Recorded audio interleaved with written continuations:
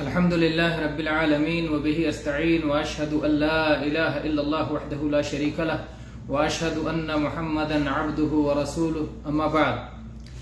صلاۃ وتر ادا کرتے ہوئے قنوت میں کون سی دعا پڑھیں گے، اس سلسلے میں آئیے حدیث دیکھتے ہیں جو سنن ابی داؤد، سنن ترمذی اور سنن ابن ماجہ میں مروی ہے، اور علامہ البانی رحمہ اللہ نے مشکات میں اسے صحیح قرار دیا ہے۔ سنن ابی داؤد 1425 نمبر، سنن ترمذی 464 نمبر، سنن ابن ماجہ 1178 نمبر، سنن نسائی 1746 نمبر۔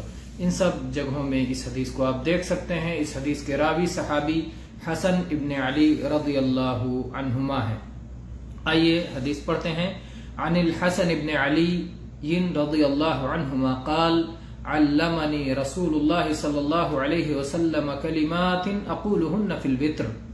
حسن ابن علی رضی اللہ عنہما فرماتے ہیں کہ مجھے رسول اللہ صلی اللہ علیہ وسلم نے چند کلمات کی تعلیم دی جسے میں وتر میں پڑھا کرتا ہوں۔ وہ کلمات کیا ہیں؟ اللہم اہدنی فی من ہدیت وعافنی فی من عافیت وتولنی فی من تولیت وبارک لی فیما اعطیت وقنی شر ما قضیت انک تقضی ولا یقضى علیک انہ لا یذل من ولیت ولا یعز من عادیت تبارکت ربنا وتعالیت۔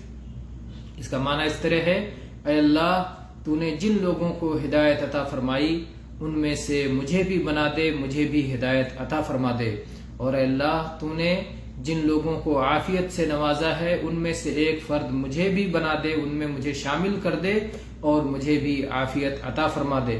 اے اللہ تو میرا ولی اور کارساز بن جا، ان لوگوں میں سے مجھے بنا دے جن کا تو ولی اور کارساز ہے، جن کے لیے تو کفایت کرتا ہے، اور اے اللہ تو نے جو کچھ مجھے عطا فرمایا ہے اس میں اپنی برکتیں نازل فرما۔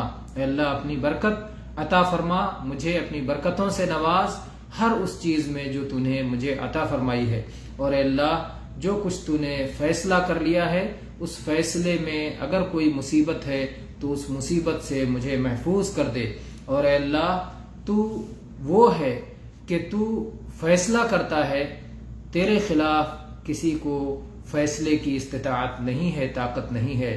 اے اللہ تو جس کا کارساز بن جائے، تو جس کا دوست بن جائے اسے ذلت نہیں آ سکتی، اور اے اللہ تو جس کا دشمن ہو جائے وہ کبھی عزت دار نہیں ہو سکتا۔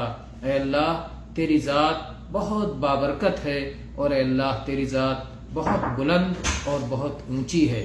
تو یہ دعا ہے، دعائے قنوت۔ واللہ تعالی عالم، والحمد للہ رب العالمین، وصلی اللہ علیہ نبینا وسلم۔